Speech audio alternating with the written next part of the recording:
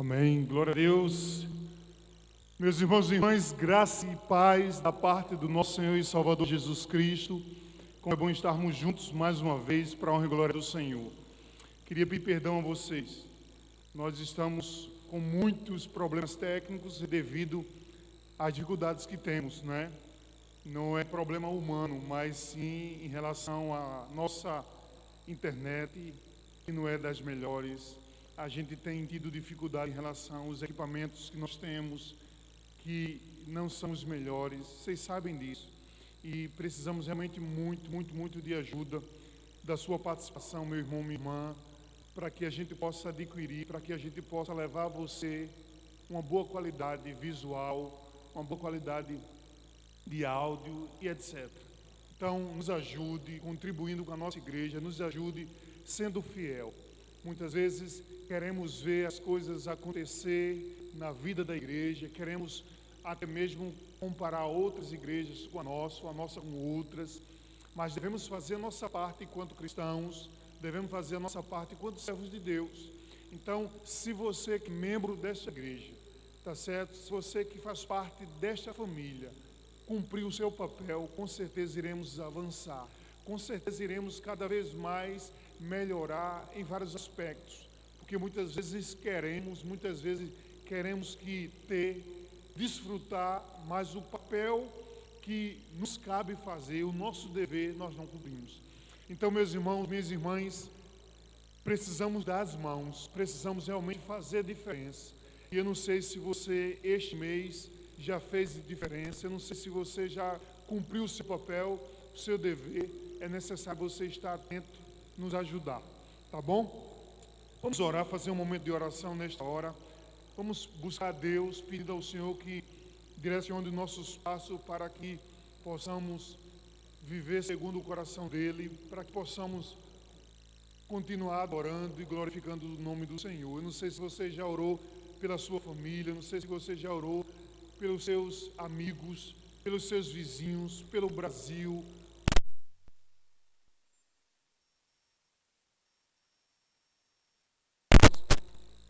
Vamos buscar a Deus.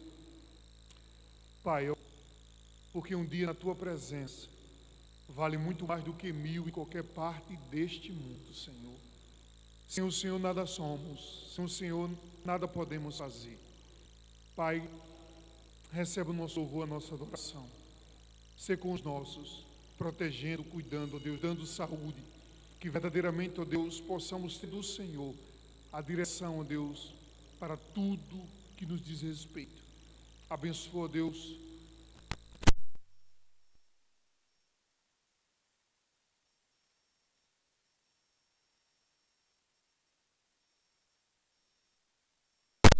mal, Pai, que está instalado sobre as nações.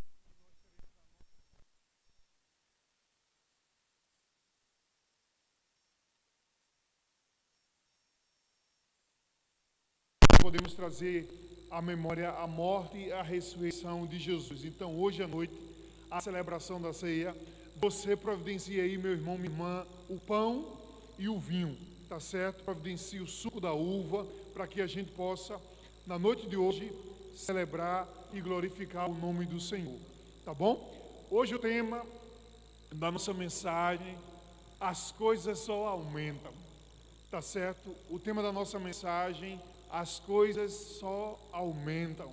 E eu vou dizer nesta manhã por quê. E eu queria ler um texto da palavra de Deus que vai falar aos nossos corações a partir desse tema, certo? A palavra de Deus lida agora vai nos ajudar que possamos ter uma compreensão porque as coisas só aumentam. E que sabe, você nos últimos dias está acompanhando o aumento de muitas coisas. Você vai no supermercado, os valores têm oscilado sempre para maior. Você vai pagar suas contas e percebe, sejam elas a energia elétrica, a água da sua casa, as coisas só têm aumentado, só tem aumentado. Você olha para o seu, não é, abdômen e você percebe que nesse período de quarentena também parece que só aumentou. E aí, companheira minha, meu irmão, minha irmã, é complicado. Tem muita gente mesmo que olha assim para o abdômen, para a sua barriguinha e diz assim: rapaz, as coisas só têm aumentado. E não tem sido fácil. Quem sabe você está olhando para a pessoa que está ao seu lado agora e diz: olha, isso é para tu, mas você também está com argueiro, tá certo? Está com uma trave no olho quando você aponta para o irmão, porque está todo mundo com os abdômenes fora do lugar, porque só tem aumentado. Vamos abrir nossas Bíblias, Evangelho de Mateus, capítulo 24, versículo 12. Evangelho de Mateus, capítulo 24, versículo 12. Eu queria que você pudesse ler comigo esse texto da palavra de Deus.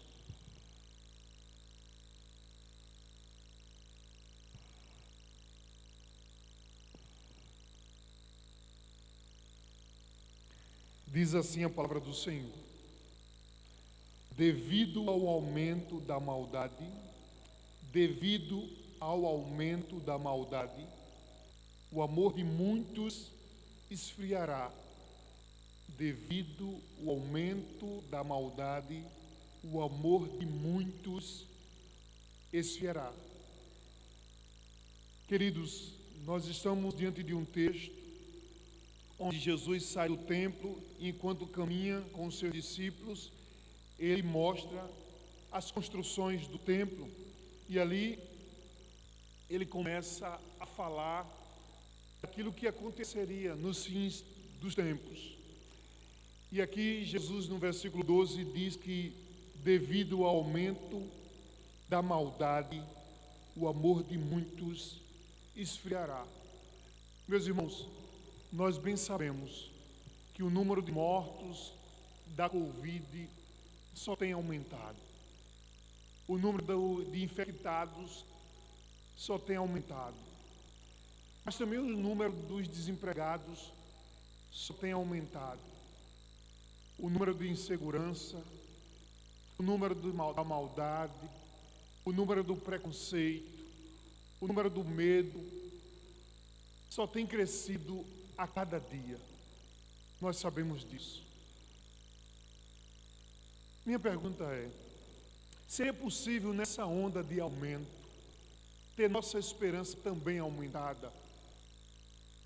Perceba, seria possível nessa onda de aumento ter a nossa esperança também aumentada?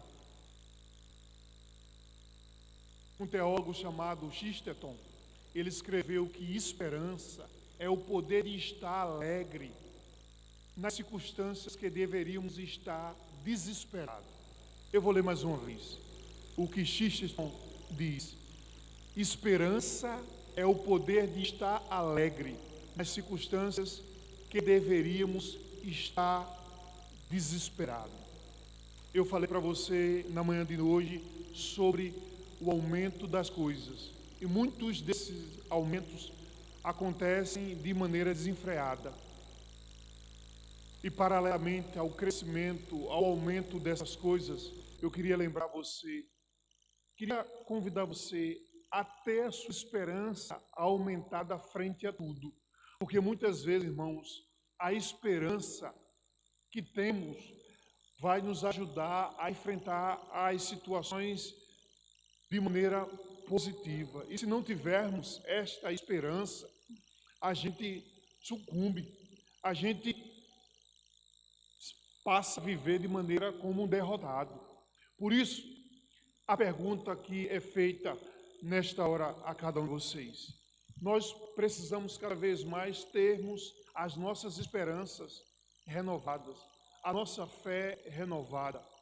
Então, se hoje tem aumentado o número de infectados no Brasil, se hoje tem aumentado o número de maldade, o número de preconceito, o número de coisas que são ruins, vamos buscar aumentar a esperança que temos no Senhor.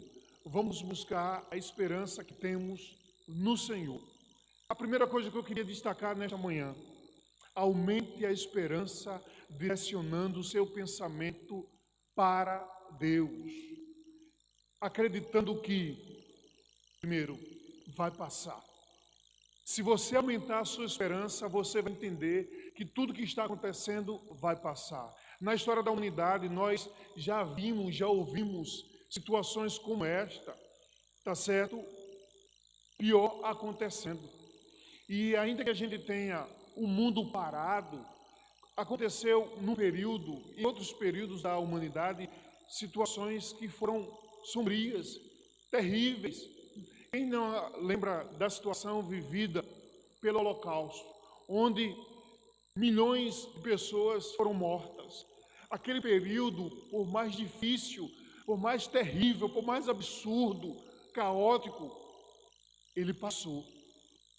E muitos hoje ainda lembram daquelas situações que viveram na pele, mas suas esperanças puderam dar a essas pessoas o sentimento de que tudo iria passar. Eu acredito que precisamos aumentar a nossa esperança direcionando o nosso pensamento para a ideia que tudo vai passar. Mas há outra coisa que nós precisamos fazer quando nós aumentamos a nossa esperança. Quando nós aumentamos a nossa esperança, nós passamos a entender que Deus tem o controle de tudo. Por hipótese alguma, meu irmão, minha irmã, você que está nos ouvindo, duvide que Deus não tem um controle. Deus tem um controle de absolutamente tudo. Nada foge ao controle de Deus. E eu quero dizer a você que a sua vida, a vida da sua família, os teus negócios, tudo que você representa, aqueles que estão na sua volta, tudo, absolutamente tudo, está sob o controle de Deus. Tá certo? Você precisa aumentar a sua esperança, acreditando também que você não será atingido. Ora, você vai pensar que vai ser atingido, você vai pensar que vai qualquer hora dessa ser infectado, você vai pensar que qualquer hora dessa a situação adversa, complicada, terrível, vai chegar na sua casa. Não. Aumente a sua esperança, acreditando que você não vai ser atingido. Mas ainda que você venha a ser, ainda que você, porventura, venha enfrentar esse vírus dentro da sua casa, na sua família, na sua própria vida, você precisa ter esperança de que você vai ser curado. Porque se chegar, você precisa ter esperança que você vai ser curado, que você não vai ser deixado ao léu, à própria sorte. Deus estará com você, Deus estará com os seus, tá certo? Em nome de Jesus você precisa colocar isso no seu coração. Mas também essa esperança, uma vez sendo aumentada, nós precisamos entender que Deus vai cuidar de tudo que nos diz respeito.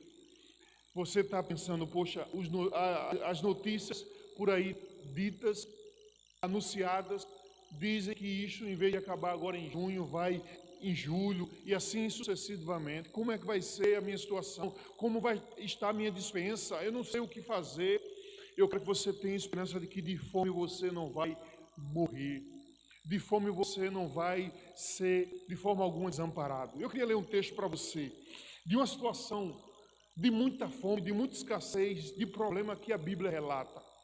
E que no momento oportuno, no momento certo, Deus providenciou o que foi necessário para aqueles que ali estavam, para aquele que era dependente dele. Eu queria ler um texto da palavra de Deus que se encontra lá em 2 Reis,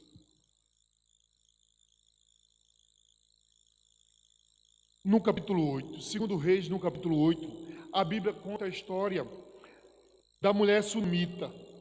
A sunamita recebe de volta a sua propriedade. Diz assim a palavra do Senhor: Eliseu tinha prevenido a mãe do menino que ele havia ressuscitado. Eliseu tinha prevenido a mãe do menino que ele havia ressuscitado, dizendo: saia do seu país com a sua família e vá morar onde puder, pois o Senhor determinou para esta terra uma fome que durará 7 anos. A mulher seguiu o conselho do homem de Deus, partiu com a sua família e passou 7 anos na terra dos filisteus. Ao final dos 7 anos, ela voltou a Israel e fez um apelo ao rei para readquirir a sua casa e sua propriedade. O rei estava conversando com Geazi, servo do homem de Deus, e disse: conte-me todos os prodígios que Eliseu tem feito. Enquanto Geazi contava ao rei como Eliseu havia ressuscitado o menino, a própria mãe chegou para apresentar sua petição ao rei, a fim de readquirir a sua casa e sua propriedade. Geazi exclamou: esta é a mulher, ó rei, meu senhor, e este é o filho dela, a quem Eliseu ressuscitou. O rei pediu que ela contasse o ocorrido, e ela confirmou os fatos. Então ele designou um oficial para cuidar do caso dela e lhe ordenou: devolva tudo o que lhe pertencia, inclusive toda a renda das colheitas, desde que ela saiu do país até hoje. Meus irmãos e irmãs, nós estamos diante de um texto da palavra de Deus que mostra que Eliseu tinha aquele ressuscitado, um filho da mulher sunamita. Os irmãos conhecem muito bem essa história. E a Bíblia diz que Eliseu foi tão bem tratado por aquela mulher que advertiu aquela mulher para a situação que aquele lugar iria enfrentar. 7 anos de fome, de escassez, de dificuldade. E aí, o conselho de Eliseu àquela mulher foi para que ela pudesse ir para uma terra distante daquela. E a Bíblia diz que aquela mulher passou a viver 7 anos distante da sua casa, da sua propriedade.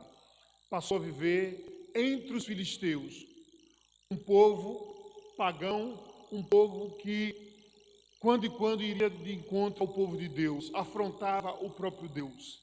A Bíblia diz que depois de 7 anos, aquela mulher volta e apresenta a sua súplica ao rei. O rei com certeza marcou a audiência para que ela pudesse apresentar sua petição diante dele. Interessante que quando aquela mulher sunamita chega na corte real, o rei está, antes mesmo de receber a mulher, está com o discípulo de Eliseu, chamado Geazi. E Geazi estava contando justamente como Deus tinha usado Eliseu na cura do filho, na ressurreição do filho da mulher sunamita. E a Bíblia diz que na hora que aquela mulher chega, Geazi olha para a mulher e percebe que era justamente ela, olha para a criança e diz assim: olha aqui, o rei. O rei ouve o testemunho daquela mulher, ouve também a situação que ela tinha deixado sua casa, sua propriedade e ido embora. E a Bíblia diz que Deus pega e faz maravilhas na vida daquela mulher, e aí aquela mulher tem a oportunidade de ter a situação a ela sendo tudo devolvido. E aí era necessário uma intervenção divina para que as coisas pudessem acontecer. E aí, meus irmãos, a gente percebe que diante de tudo que nos acontece, de tudo que nós enfrentamos, nós precisamos aumentar o cuidado conosco mesmo e também com os nossos. Está na hora da gente parar e ouvir as coisas de Deus que podem nos ajudar, que nos ajudam. O problema nosso é que nesse momento de dificuldade, nesse momento de incerteza, em vez de ouvirmos as coisas de Deus, passamos a ouvir as coisas dos homens ou de terceiros. Começamos a dar ouvidos a pessoas que não sabem até mesmo igual a nós. Tá certo? Precisamos, como povo de Deus, como ovelhas do Senhor, ouvir a voz do Senhor. A Bíblia nos diz que as minhas ovelhas ouvem a minha voz. Se nós somos ovelha do aprisco do Senhor, nós ouvimos o Senhor.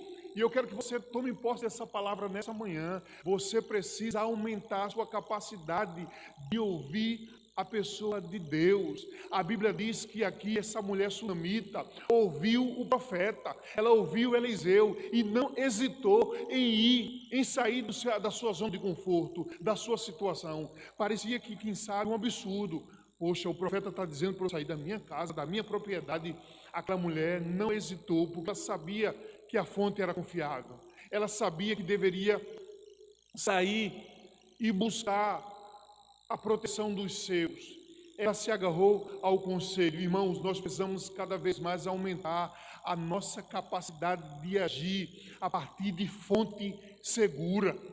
Tá certo? E a palavra de Deus é uma fonte segura. Nós precisamos, no nosso a sós com Deus, buscarmos a face dele para que ele possa nos orientar nas nossas decisões. Nós precisamos também aumentar a nossa coragem de lutar por aquilo que é nosso. Perceba que o texto diz que a mulher foi embora. Ela ouviu os conselhos do homem de Deus. Ela não ficou na sua zona de conforto, agiu. E aí ela foi buscar, não é, segurança, porque ali onde estava iria morrer, iria passar fome, iria ter dificuldade. Mas a Bíblia diz que aquela mulher, depois do período dito pelo profeta, ela volta e vai reivindicar aquilo que era dela. Ela vai à luta. Ela não fica apenas com os braços cruzados, ela marcou uma audiência com o rei. E a Bíblia diz que na hora que ela chega, no momento de apresentar sua petição, Deus estava providenciando tudo para que ela pudesse adquirir sua propriedade. E o rei, interpelido, não tenho dúvida, pelo Senhor, tá certo, deu àquela mulher não apenas a sua casa, a sua propriedade, mas os frutos da colheita, de toda aquela colheita naquele período de 7 anos. Meus irmãos, se aquela mulher ficasse com seus braços cruzados, aquela mulher não iria ter tudo devolvido a ela. Quem sabe nesses dias, nas últimas semanas, você esteja esperando de A, de B e de C para fazer por você. Faça a sua parte, lute. Cabe a você fazer diferença na sua vida, na vida dos seus. É você que protege a si mesmo, é você que protege a sua família. Agora, se você ficar nesse momento de dificuldade esperando apenas pelo outro, você pode se decepcionar. Você, diante das expectativas por você criadas, você pode se frustrar. Eu espero que no nome de Jesus você tenha coragem de aumentar o cuidado com você e com os seus. A mulher sunamita cuidou dela e cuidou do filho. Foi embora, lutou, buscou a segurança. Deus fez a parte dele. A mulher fez a parte dela e Deus fez a parte dele. Porque Deus, ele continua sendo o Deus que continua cuidando da gente. Deus continua cuidando da gente. Deus continua cuidando de você. Eu quero que você entenda isso. A terceira coisa nesta manhã, eu queria que você entendesse, é que você precisa aumentar a capacidade de viver para Deus. Parece algo óbvio, mas nós precisamos aumentar a capacidade de viver para Deus. Não viva para você mesmo. Não viva para as pessoas que estão em sua volta. Não viva para as coisas. Não viva para as suas opiniões, para as suas ideias. Viva para Deus. Que essas outras coisas acontecerão na sua vida por gravidade, naturalmente. Queridos, todos os dias nós precisamos ler a Bíblia. Todos os dias precisamos conversar com Deus. Todos os dias precisamos ter Ele falando aos nossos corações. Quando a gente começa uma amizade, nós intensificamos a quantidade de vezes que queremos nos encontrar com esse amigo.